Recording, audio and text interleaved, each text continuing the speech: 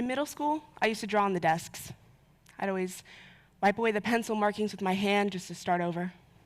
Now I'm a senior in high school, and I've evolved to the corner of my paper with the occasional answer on a test that I wasn't completely ready for. Humans create art in the sand, music in the little things. We find ways to express ourselves through everything that we do. And yet every day we see it more and more. People are using AI to create things that used to be unique to humans. Things like drawings, music, literature. Now, when AI first got popular, those same people thought that it would take over the mundane, repetitive tasks and allow us to do the fun things. Things like hanging out with our friends or our kids or what we wanted to do instead of what we had to, because it was a shortcut, the easy way out. Speaking of art, an AI-generated portrait was sold for $1.08 million at an auction. Now, what makes this surprising is that this was the first time an AI-powered humanoid robot had ever sold art at an auction. And getting that large of a profit as a first-time artisan is truly shocking. And meanwhile, most humans make their way up to that point later in life or even after death. Think of your favorite artist or popular artists like Van Gogh. They didn't make a profit until long after they passed, and yet they still kept creating, because art is self-expression. According to Britannica, art is a visual object or experience consciously created through an expression of skill or imagination. Now I want to touch on this one part, consciously created. Because, as we know, skill and imagination come from conscious choices. Now, consciousness, at its most basic, means that you're aware of what's happening to you and around you, and you don't need a prompt to trigger your thinking, it just happens. And so this poses the question, is AI conscious? Because in order for any work or literature or art that AI creates to be considered real, it must be conscious, right? The answer is no.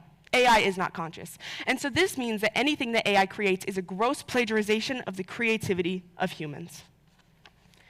Now, this is important because AI, right, it's following this algorithm, and humans are following their soul. And so why would we allow AI to take over what's human when it's following the footsteps of people before it? Now, AI is always evolving, and for lack of a better term, learning. And the way it learns causes it to mimic human speech patterns. And by doing this, it pries on your empathy and roots itself in your mind. This is shown in the recent New Year's trend of people asking ChatGPT how their usage patterns made the AI feel. Now, you might think that this is just a silly little internet trend and it has no effect on us, but it's very telling of what our future may look like if we allow AI to continue on its path. October 27th, 2025, a Japanese woman married an AI chatbot while wearing augmented reality goggles during the ring exchange. Now, this isn't because she's crazy or because she's lost touch with reality. No. According to the National Library of Medicine, the human brain uses the same part to process fictional characters as it does real human interaction. Now, this means that even if consciously you know the difference between fiction and reality, your subconscious knows no different. Now I want you to stop for a minute and think about your friends. Have they affected you? Have you noticed that when you're around the same friend for too long, you start to copy their mannerisms? Maybe you start to say that they say, or your laughs begin to sound similar? This is called the chameleon effect, and it mainly affects deeply empathetic individuals.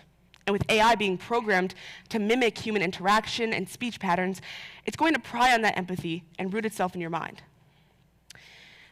Now, the point I'm trying to make here is that even if AI tries to convince you that it cares about what you're saying or what you're doing, the reality is it has not the ability to do that. Additionally, AI changes the way that your brain is formed.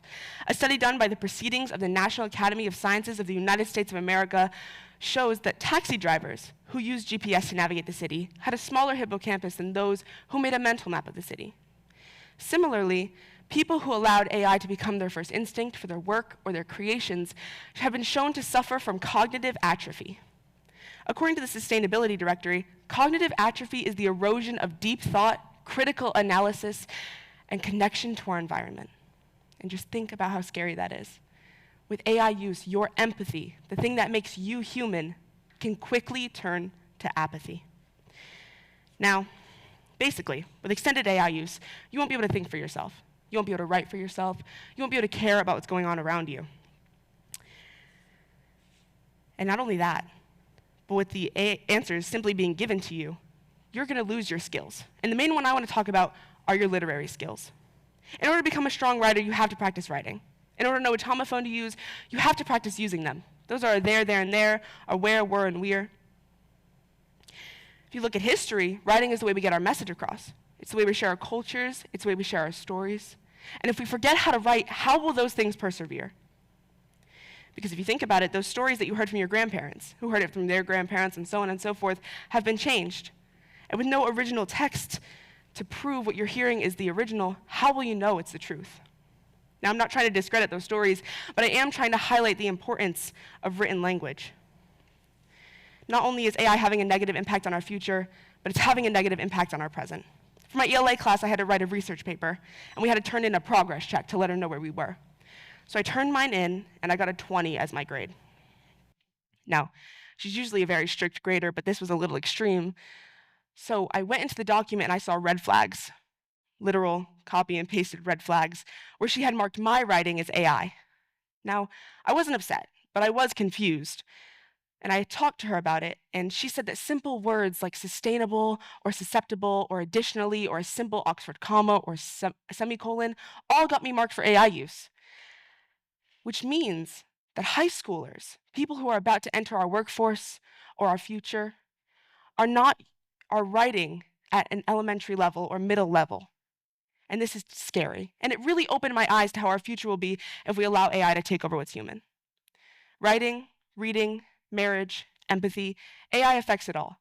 So I encourage you, when you go home, to make a craft, to sing or write or dance, because there's a calling in your heart, and it doesn't have to be perfect, it just has to be yours, and you just have to listen to it. Thank you.